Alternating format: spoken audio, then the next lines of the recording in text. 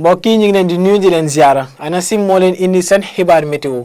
ñu ngi xaarandi ay taw incha allah ci guddi samedi muy gaaw jàpp fajaru dimanche ci gox yi féete ca boori Kédougou te ca noonee nag dinañu nemmeeku waale tamit tàngoor goo xam ni dina fës ci daanaka lii ëpp ci réew mi lii moo gën a fës ci xibaar yi ñu indil mbokk yi mën nañu wéy animation satellite bi gis ne incha allah ay niir yu takku dinañ ko nemmeeku ci boor yi bët saalumu réew mi xaw a gën a takku sax boor yi Kédougou te dinañu gis ni incha allah ngelaw gi tamit dina jugee boori géej nar a ëpp daanaka lu bëri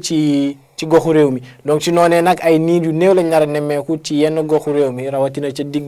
digg réew mi bët gànnaar waaye tamit benn pàccu soow réew mi bu ñu xoolee prévision guddi tey ji incha allah luñ ci gis wala boog luñ ci yaakaar mooy ay température yoo xam ne dinañu desee kawe ci boori soow réew mi ci digg réew mi waaye tamit benn pàccu bët gànnaar dinañ gis ni température yi dinañu toll ci ñaari fukki degré ak ñett diggante Ndakaaru jàpp Thiès diggante Mbuur Fatick yeeg ba boori Diourbel ay température yu ñaari fukki degré ak ñaar lañ fay xaarandi bu ñu xoolee nag fële ca Louga température bi gën a néew incha allah foofu la ñu yaakaar amee ko te dina toll ci fukki degré ak juróom-ñeent bu ñuy dugg ci réew mi nag dinañ gis ne température yi dinañu yokk ndànk-ndànk ca Fatick ñi ngi xaarandi ñaar fukki degré ak juróom-ñaar waaye ca penk nag mën nañu jàpp ni waa penk moom ab tàngoor la ñaar fanaanoo incha allah ci guddi tey ji jàpp ëllëg ci fajar ak ay température yoo xam ne nañ toll ci ñaar fukki degré ak juróom-ñett comme minimal ci boori Tambacounda ñaari fukki degré ak juróom-ñeent ca Kédougou waaye température yi dinañu weesu fanweeri degré diggante Matam jàpp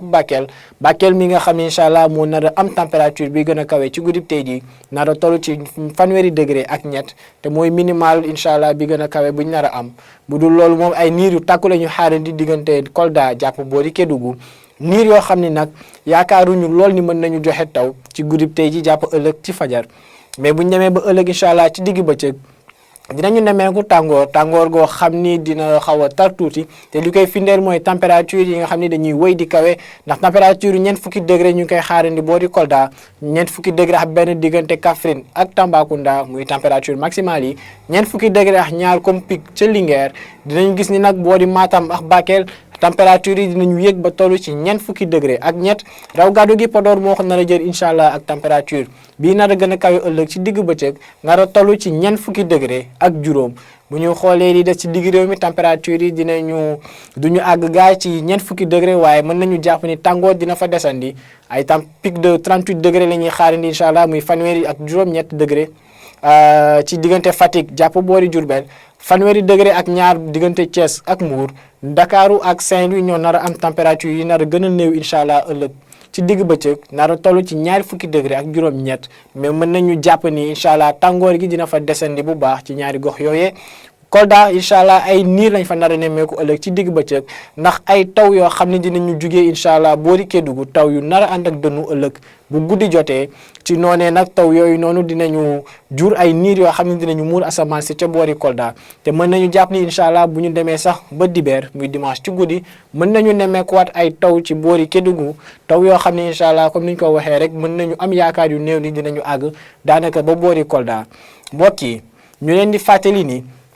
ANACIM jot raaya guy firndeel xam-xamam wala boog xarañteefam ci wàllum météo ndax ñu ngi ko jiiñ donc ñu ngi koy jox prix wu meilleure agence météo pour service yu muy rendre public bi te ci noonee nag ñu ngeen di jaajëfal bu baax yéen ñii di liggéey ak ñun waaye tamit di ko jagleel képp kuy sénégalais tey suivre information météorologique yi nga xam ni moo jugee biir ANACIM gi ci noonu nag àgg nañ ci daanaka fin wu émission tey jii ñu leen di ñaan nag ngeen di wéy di topp xibaar yi dikkee ci ANACIM ci xarale yi di leen dig daje altine incha allah di leen ñaanal jàmm wasalaam.